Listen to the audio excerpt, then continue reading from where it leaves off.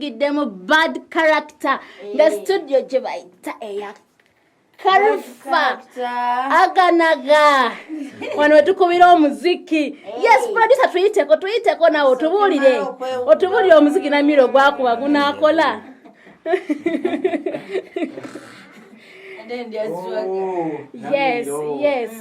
yes tutuuse ku bad character nga producer. Guns on the beat. Yes, yona kuba mi. Soko twemu tukatukubuza ibu soko twemu nyimba za Namiiro so katika trading esawa zino. Okay, twina Penati kansoke mukuwe musuko mulabe check. Your style when in the jungle. Your style can you let jungle.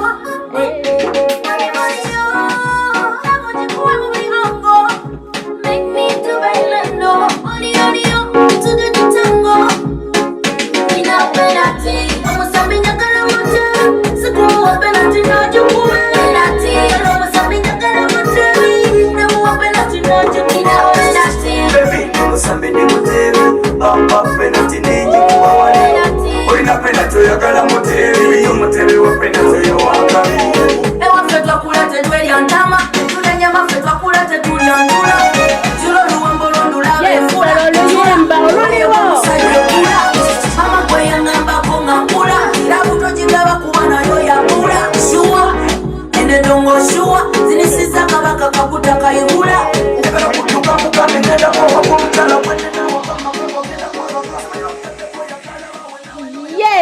Yes, yo collabo Recheal ne Khalifah jawulira abadayimba band na badayimba goita raga yes. Yes, mungera kuulira tune nga mujiwulidde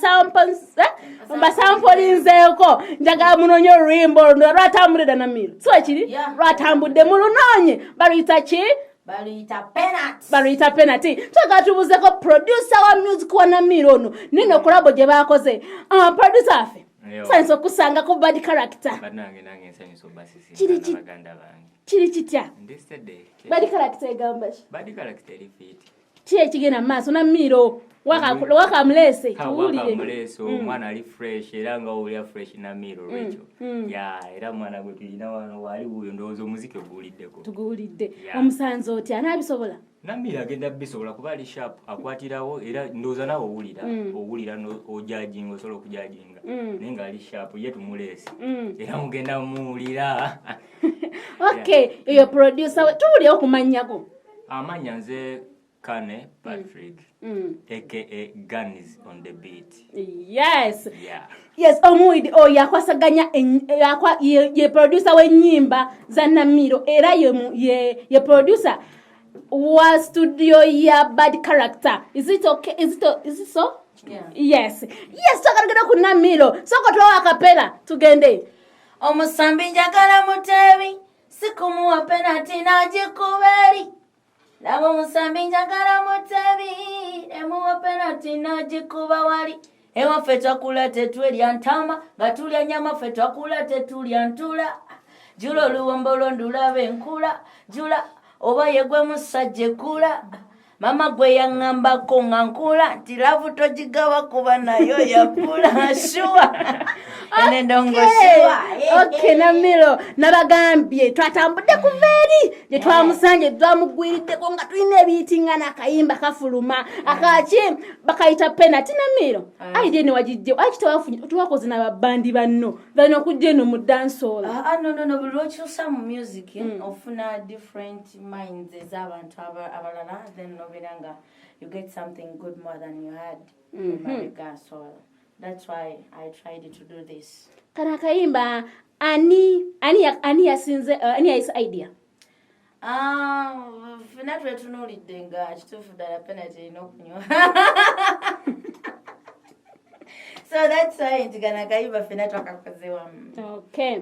Muna kuya ebyakabi yabade Khalifah. Okay.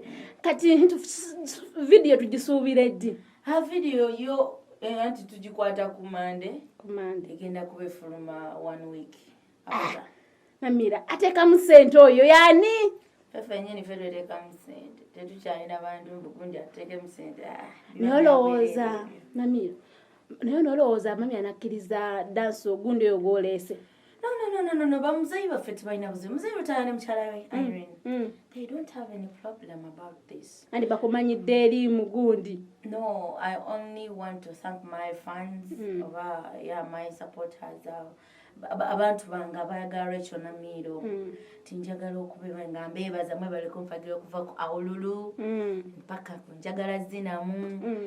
We mutone mujja kati copycat nayo weri yange ne Cindy jina mutulidde mu mayi.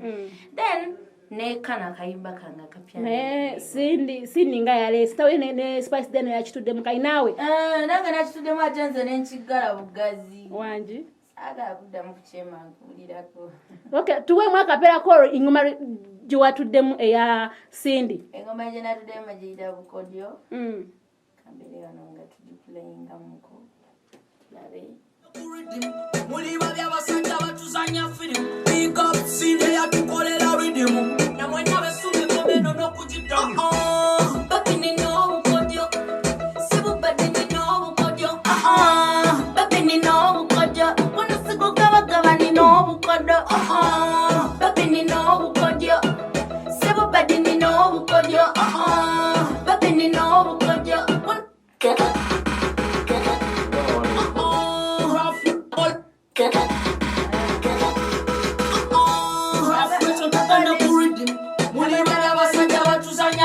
Akaimba ke yatuddemu Recheal Namiiro. Yes, tugende.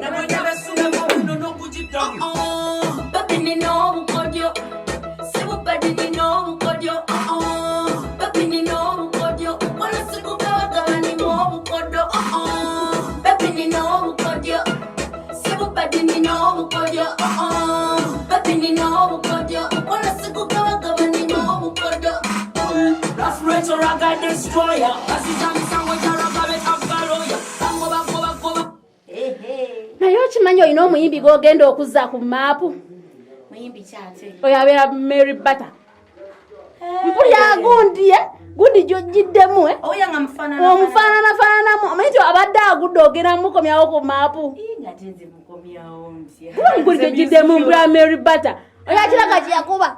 Oyagala kuŋŋamba nti nze simba byange mba byagundi. Zisibo nnyabo nnyimba byange. Naye olaba nga kinaakola Namiiro kino kiwatuusa. Kyenakyusizza kigenda kukola olw'ensonga nti abawagizi baffe abasinga bonna bali eno. N'abalala gye bali eri mu bandi yaffe. But kirungi n'otryingako something. N'otryinga your luck. But n'otryinga your luck, you get more people. Kati abadde bamanyi era basobola okwegattako wano abalala neefuna abapya so ebityo ebitambula nkimanyi kijja kukola. Okay, kati twagala otegeeze abantu aba ETV Uganda obagambe nti akayimba nti bakanoonye ku YouTube yonna kaki katambudde dda obabuulire ki ekiriwo kiki wakyusizza mu music yo gobadde bamanyi oli bannyonnyoleko banyi otusiibuleko. ETV Uganda mbagala nnyo era kansuubire mukimanyi ku mutima gyammwe nti mbagala nnyo enze Recheal Namiiro era badde bamanyi Recheal Namiiro. It's fine newompita that name because it's also my name lwakuba nti wano nayongeddeko obwongezi Raf because of the music gwendi mu kuyimba. This music yali Raf muko naye ng'ate muwoomu simanyiza kikugamba nti ali Raf naye nga wa mukwano okitegeera. So bafanzi bange bonna abandaba mbeebaza era mbasaba mwongere okwagala Recheal Namiiro Raf mwongere okunywerera ku ebyo byengenda okubeera nga mbawa ate nze kyemmanyi nti music we Uganda yeetaaga kuba nti nga mulungi okubeera nga abantu bamwagala ate nga nange kyendeese music omulungi yekagwe mbaleetedde. Okay, iyo wali Recheal Namiiro tugenda kwongerako ng'ebigambo ebiwulidde bambi mugobeere ennyimba nyingi zagenda olufeze tuwulidde zitagenda ba wakati naye ng'ennyimba nyingi zatadde muzisange online yaffe ya ETV Uganda tugenda mbazo tukola ki muzisanga. Yes Namiiro toyanza nnyo otukiza okwogerako naawe kwasi kyako tukujja wala okutuuka wano mu studio ya bad character wadde abagala okufollowinga Recheal teeka mu butesi Recheal Namiiro Raf kasobola okugirako then ojja kuba onfuna ku YouTube, Instagram, biki byonna, Twitter, twala tugende yonna gyendi oteeka mu butesi Recheal Namiiro. Okay. What you abadde Namiiro wadde omukulu gwe bakoze nayo collab tumulabyeko naye tujja kumuddira very soon. Tujja naye tumuleta atubulira akayimba kano lwaki yakoze na Namiiro. Kuba palaso yabaddeyo bani babadde lwaki Namiiro. Bagundi abayimba tosiimula bonna babadde lwaki Namiiro. Okay, twagala atuwe ekisembayo mu kayimba kako musoke mulage wanyenye omubiri ono mmanyi omwana ayiwawo omubiri. Ayiwawo omubiri Namiiro kyesinga omumanyako. Tuwe. Got your style, in the jungle. Got your style, yes. in the jungle. Haven't you come with the angle? Make me to bailando. To do the tango. In a penalty, I'm something you gotta want. So come up penalty, now you do penalty. I'm something you gotta want. Baby, you sabi de moteli, bamba penalty nenye kuwa wale. Ulina penalty yagala moteli, yo moteli wa penalty yo wakami. Ewa feto kula tetweli antama, atule nyama feto kula tetuli antula. Julo luwambo londula bengula, jula, owaye gwe musaje kula. Mama gwe yangamba konga nkula, tira kuto jigaba kuwa nayo ya kula. Shua, ine ndongo shua, zinisiza kabaka kakula.